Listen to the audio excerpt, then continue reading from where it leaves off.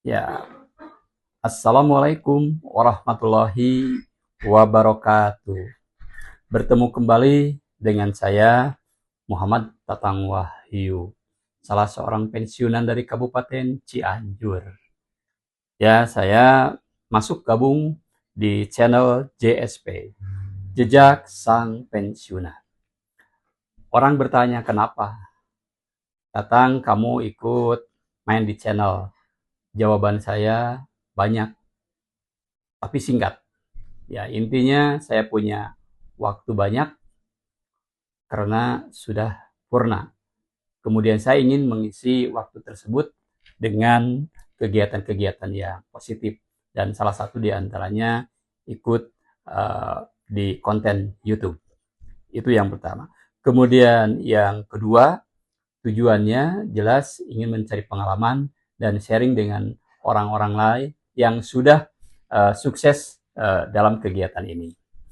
Teman-teman, berbicara tentang pensiun, jelas kita akan ingat kepada patokan 5P.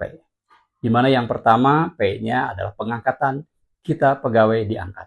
Kemudian yang kedua adalah pindah dari tempat ke tempat yang lain. Kemudian yang ketiga, promosi, adalah diangkat dari posisi satu ke posisi yang lain yang lebih tinggi. Kemudian P yang keempat adalah pensiun. Sedangkan P yang kelima adalah pati atau meninggal dunia. Mudah-mudahan untuk meninggal dunia atau P yang kelima itu nanti dulu. Kita ingin tentunya berumur panjang dan sehat. Oke. Masalah-masalah dalam pensiun kita banyak terkendala. Mengapa? Karena pemindahan situasi dari aktif kepada situasi yang pensiun, jelas itu akan mengalami sebuah ketegangan. Karena di situ dalam teori ketegangan mengatakan bahwa makhluk hidup, baik itu tumbuhan, hewan, atau manusia, bila berpindah dari posisi pertama kepada posisi yang lain, dari situasi yang satu kepada situasi yang lain, maka itu akan terkena dengan masa ketegangan. Ketegangan apa? Ketegangan dalam pikiran, ketegangan dalam perasaan, dan ketegangan dalam bertindak. Mengapa demikian? Dikarenakan waktu dan kegiatan itu berbeda antara pada saat aktif dengan ketika sudah purna. Segala sesuatunya berbeda. Apa yang membedakan teman-teman? Nah, itu muncul beberapa masalah ketika orang memasuki pensiun. Beberapa di antaranya, satu, waktu banyak, kemudian kegiatan rutin itu nyaris tidak ada kalau tidak diupayakan. Ini pertama jadi masalah. Yang kedua, muncul perasaan kurang percaya diri, cemas, dan bingung mencari kegiatan apa yang harus dilakukan ketika waktu luang ini. Kemudian muncul penghargaan dari orang lain seolah-olah itu menjadi berkurang. Yang asalnya orang misalkan menghargai karena posisinya, menghargai karena jabatannya, menghargai karena materi, dan lain sebagainya. Ketika semua itu berhenti, maka secara otomatis orang lain itu berpikir dan bertanggapan lain, dan ada pula dalam diri kita, walaupun orang lain tidak begitu, tapi muncul secara tidak langsung dari diri kita sendiri. Itu masalahnya. Kemudian masalah yang berikutnya, berkurangnya ini faktor-faktor yang berhubungan dengan materi. Di dalam ini, dulu ketika aktif, mungkin selain dari punya gaji, punya tunjangan jabatan, atau tunjangan-tunjangan lain, nah itu biasa kita terima. Tetapi ketika sudah pensiun, mungkin tunjangan-tunjangan itu hilang.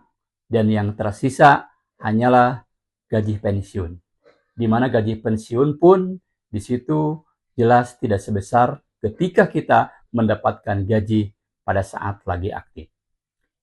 Dari permasalahan materi itu, banyak memungkinkan orang-orang yang masuk kepada dunia pensiun menjadi berubah, baik secara fisik maupun psikis. Kenapa demikian? Karena cenderung dengan ketahanan tubuh menurun, baik secara fisik maupun psikis, sehingga tidak jarang orang jatuh sakit. Bahkan dalam istilahnya adalah power syndrome. Nah, hal-hal tersebut jelas bagi kita itu harus diantisipasi, oleh kita harus dilawan, oleh kita harus diupayakan. Yang menjadi permasalahannya adalah bagaimana cara kita untuk melawan, bagaimana cara kita untuk mengantisipasi, dan bagaimana cara kita untuk bertindak. Diawali dari mana, kemana, dan tujuannya adalah apa. Ini permasalahan yang sering muncul ketika orang masuk kepada dunia pensiun. Ketika orang itu berhasil untuk keluar dari permasalahan ketegangan itu, maka dimungkinkan orang itu akan sehat, akan nyaman, dan juga akan bahagia. Namun tidak menutup kemungkinan pula bila mana dalam masa ketegangan dan masalah-masalah tadi tidak bisa untuk diantisipasi, maka cenderung yang saya sebutkan tadi untuk ketahanan tubuh, baik fisik psikis, itu cepat menurun. Nah, oleh karena itu, marilah kita bersama-sama, marilah kita sharing melalui kegiatan ini dan kegiatan yang lain, bahwa mengisi masa purna itu dengan hal-hal yang menyenangkan, sehingga hasilnya pun adalah menyenangkan pula. Oke, pertanyaan yang kedua, kira-kira bagaimana harapan-harapan kita dalam masa pensiun? Mungkin kita sama mempunyai harapan bahwa kita ingin hidup tenang, ingin hidup nyaman, ingin hidup menyenangkan, bukan menakutkan atau menyeramkan di masa pensiun. Kemudian kita ingin panjang umur, sehat, dan bahagia. Kemudian terhindar dari masalah-masalah, tuntutan, dan kewajiban pekerjaan yang terkadang ada yang pro dan kontra dengan pikiran dan perasaan.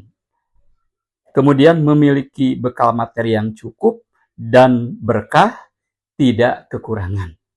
Kemudian faktor-faktor ini yang tidak jarang menjadi pemicu orang menjadi jatuh sakit, baik secara fisik maupun secara psikis.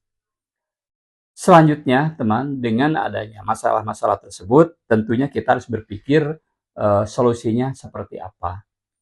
Dan di sini bagaimana kepiawaian kita untuk mencari solusi, dan di sini ditentukan bagaimana kita untuk berpikir dan bertindak. Dan ini yang dirasakan sulit oleh kita semua, termasuk barangkali saya sendiri yang baru memasuki purna ini. Namun tentunya kita sharing bagaimana solusinya.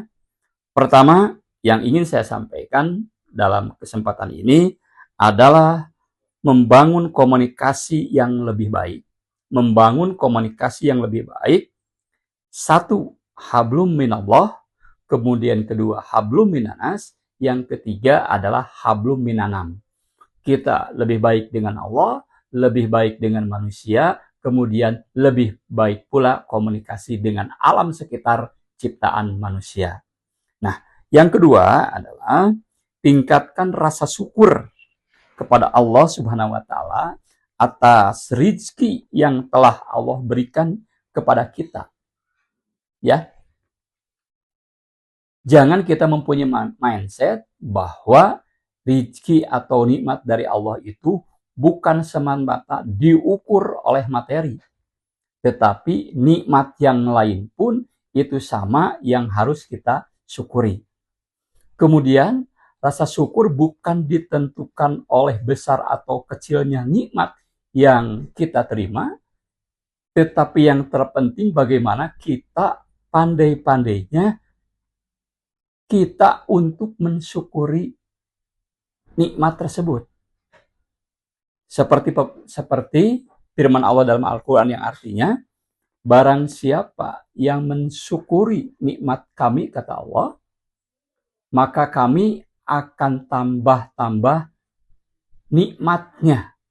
Namun apabila kufur terhadap nikmat, ajabku sangat pedih, kata Allah. Nah, sehingga berdasarkan potongan ayat Al-Quran tadi, ini bisa menjadikan bahan bagi kita bagaimana kita ke depan untuk lebih baik lagi. Oke. Nah, yang terakhir, real.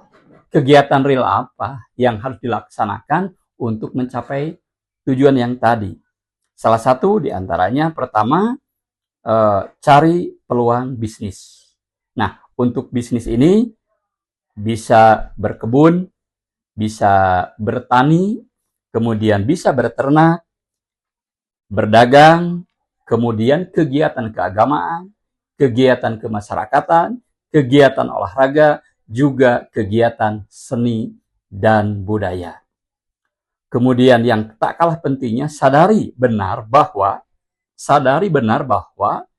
kita bukan siapa-siapa lagi yang harus dihormati, yang harus diagung-agungkan oleh orang lain. Ketika kita masih punya jabatan, orang menghargai dan lain sebagainya, tetapi ketika semuanya itu hilang, kita sama sebagai masyarakat biasa yang awalnya dari masyarakat untuk masyarakat dan kembali kepada masyarakat pula. Mungkin itu kawan-kawan sekedar sharing yang bisa saya sampaikan, dengan harapan semoga kita bisa menjalani masa pensiun ini dengan nyaman, dengan bahagia untuk mencapai kebahagiaan di dunia dan akhirat. Rupanya teman-teman, itu saja yang bisa saya sampaikan. Terima kasih atas segala perhatiannya. Mohon maaf atas segala kekurangannya. Semangat terus, semangat, semangat, semangat. Assalamualaikum warahmatullahi wabarakatuh.